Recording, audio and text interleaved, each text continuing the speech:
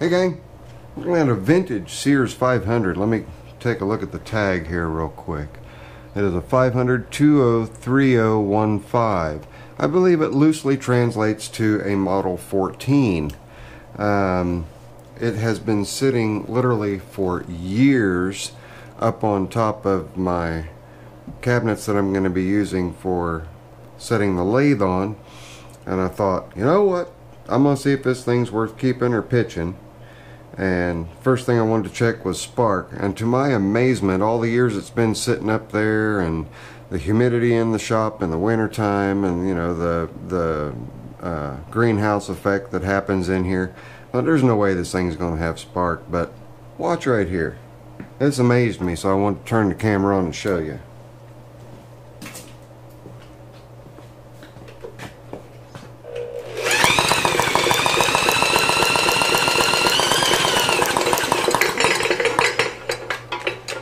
I couldn't see because I put this back there to make it easier for you guys to see, so let me spin it again so that I can see.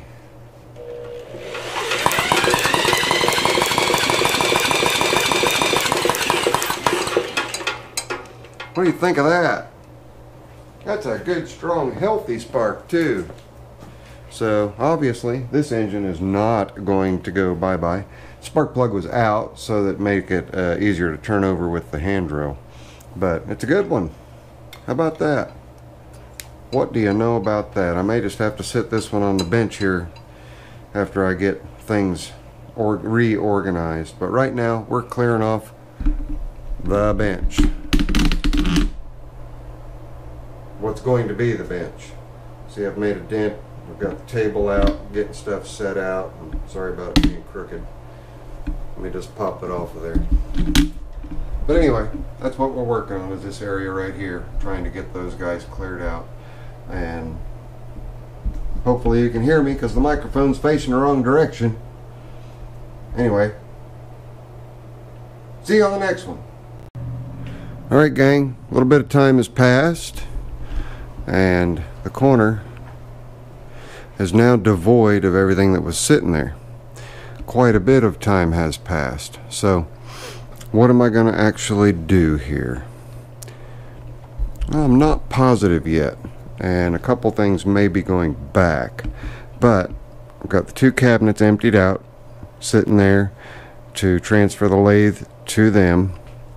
May still be a storage area here, but I'm thinking what it's going to store is something portable, which would be this rolling cart full of motorcycle parts and chainsaws.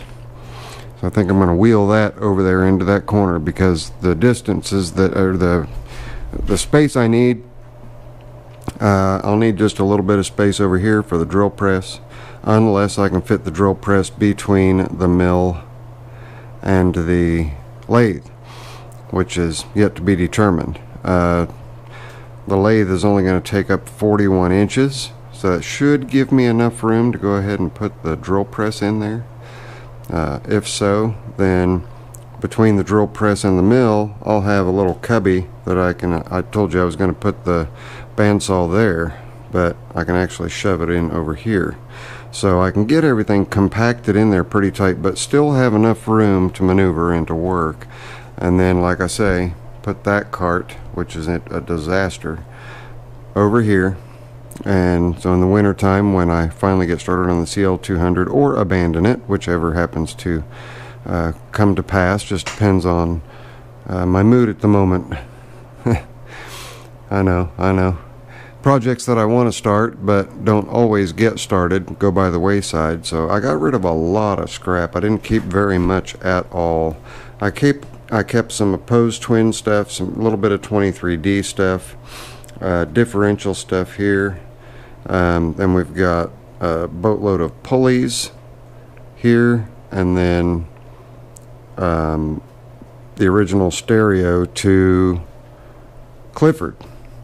So then this box down here has a bunch of Simplicity related parts as well that I don't particularly care to get rid of, but I did get rid of a lot.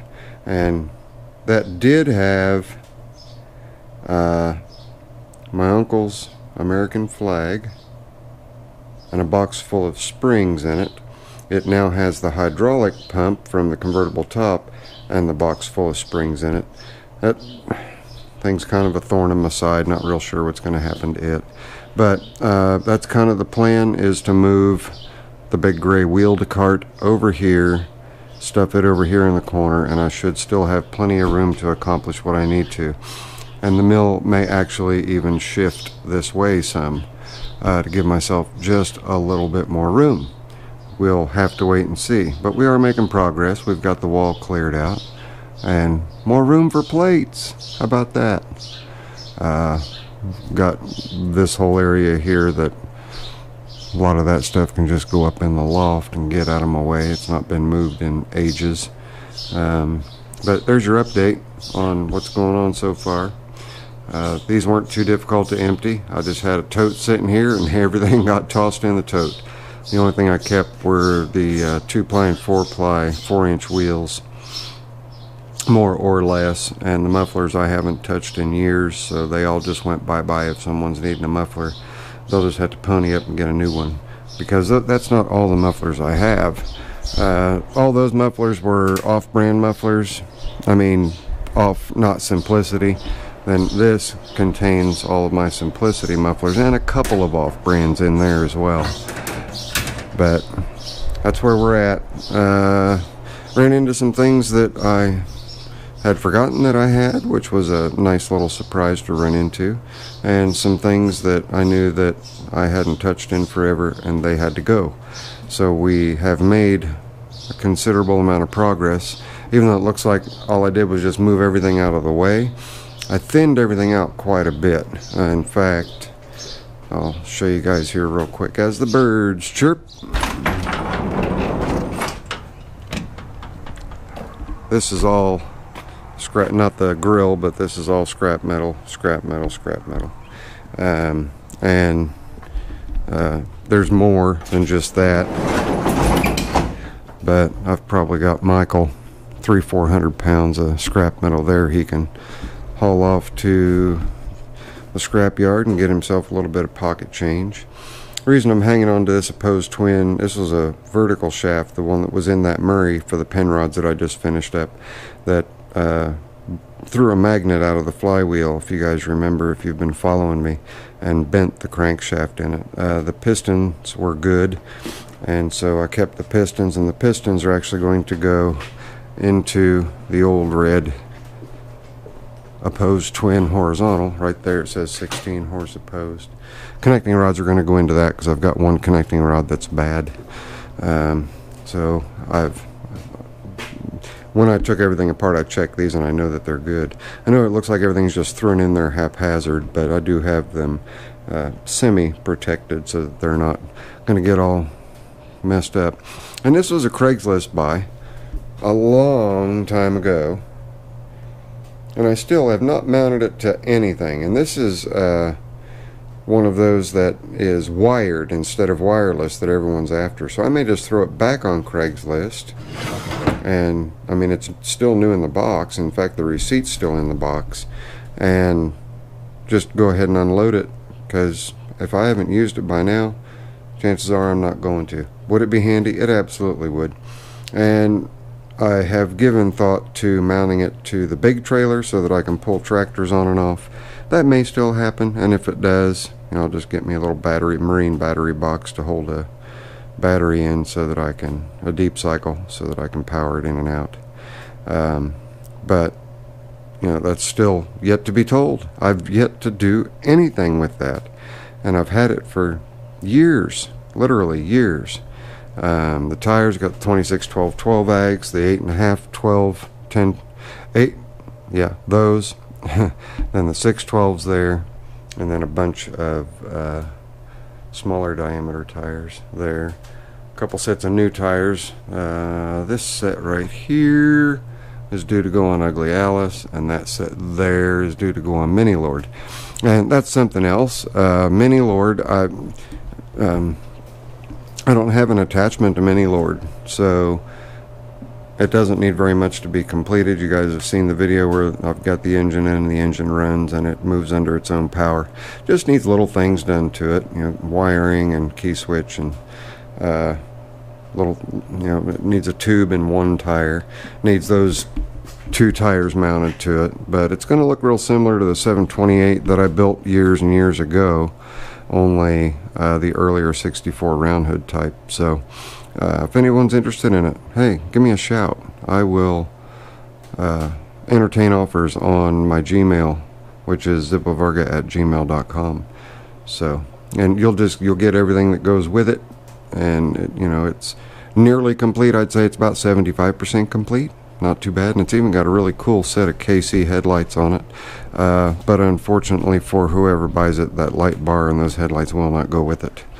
And unfortunately, because I've needed room in the shop to maneuver and whatnot, Trader is sitting out, but we don't have any rain in the forecast, so Trader will be okay sitting out for a little while, except for the bird crap that's going to land on it.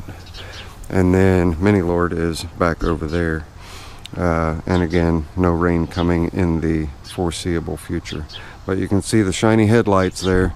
Those are not coming with it. Sorry, sorry, sorry, sorry. They're staying with me. I paid way too much for them.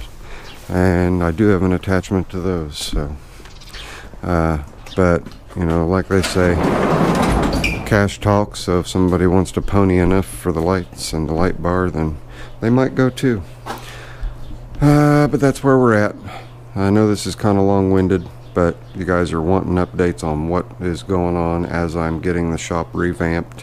It's got me wore out. I am tired, but since I had a day where there were no jobs in, and my phone is not going off, I've not gotten emails. Nothing is due to come in until this Friday, as far as I know.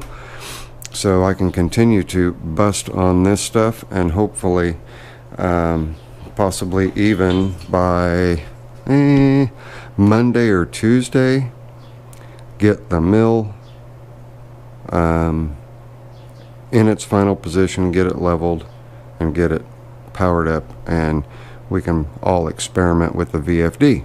So I'm talked for about 10 minutes. That's it. Friendly Neighborhood Zippo, please give me one of those for this update that comes on the heels of the previous update.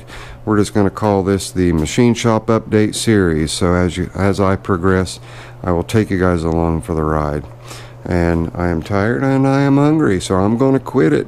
I'll catch you on the next one. Zippo later. I'm out of here.